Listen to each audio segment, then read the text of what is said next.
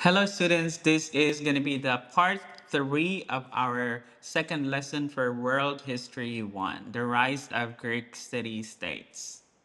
So, in terms of geography, like the positioning um, of Greece in the map.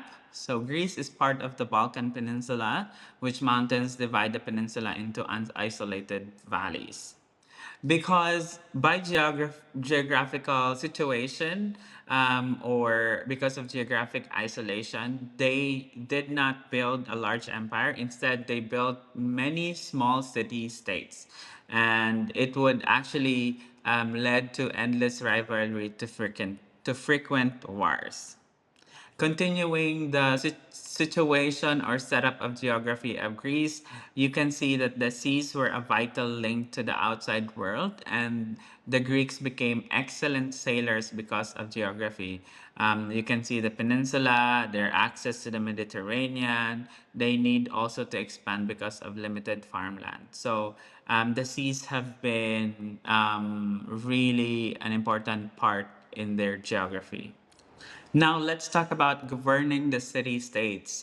It has a unique form of city state called the polis, divided into two levels. On a hill stood the high city for Acropolis, where the temples were located, just like what you see on the slide on the photo.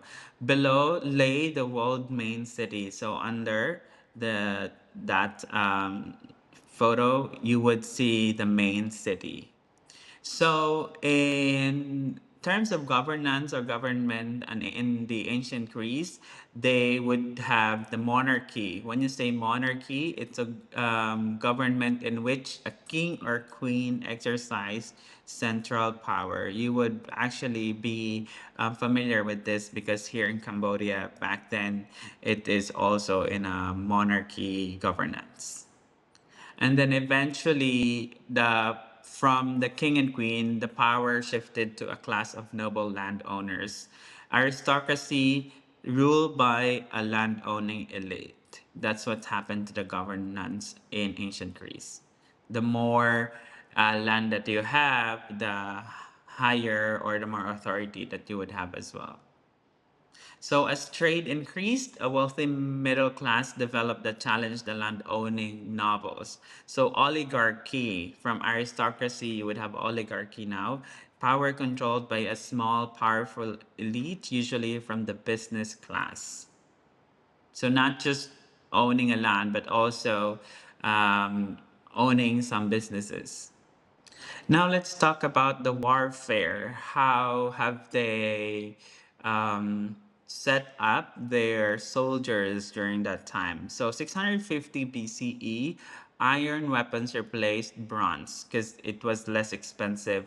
There has been a new method of fighting emerged, which is called phalanx. A phalanx means a massive formation of heavily armed foot soldiers. It required hours of drilling, which promoted unity. As you can see on this slide, this is a Greek military formation known as the phalanx and was instrumental in victory. This is how they would set up um, their formation at that time. Another one is what we call Sparta. It is a nation of soldiers. Spartan government was made of two kings and council leaders. Spartans were prepared from childhood to be soldiers. So sickly children were left to die, and at age of 7, boys began training. So even as young as they are during the time, as you have been sent to the training, you would be part of the Spartan soldiers. During that time in Spartan training, girls also had a rigorous upbringing. They would produce healthy sons. They were expected to exercise and expected to obey males, but often ran the state while husband was at war. So this time, girls have been getting some positions in the leadership. And Spartans would actually isolate themselves from other Greeks. They would look down on trade, wealth, and the arts. While other Greeks admired their military skills, none imitated their rigorous way of life. So even though a lot of people were like, oh, they're good, their training is to to good. But still, a lot of people wouldn't want their way of life because of how they isolate themselves and how they think of other things. Now, in terms of governance, this is where you see a lot of changes in terms of how the government is being handled. So it began as a monarchy where kings and queens would be the leaders, and then it evolved into aristocracy, where a lot of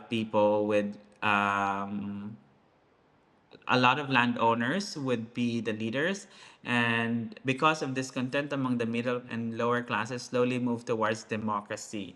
Now, I mentioned what democracy is. It's a government by people, meaning the power is upon the people.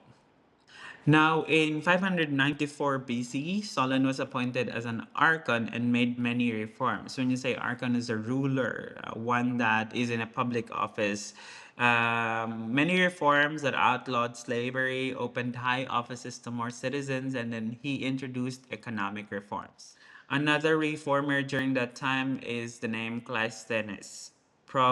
He broadened the role of ordinary citizens in the government. He created Council of 500.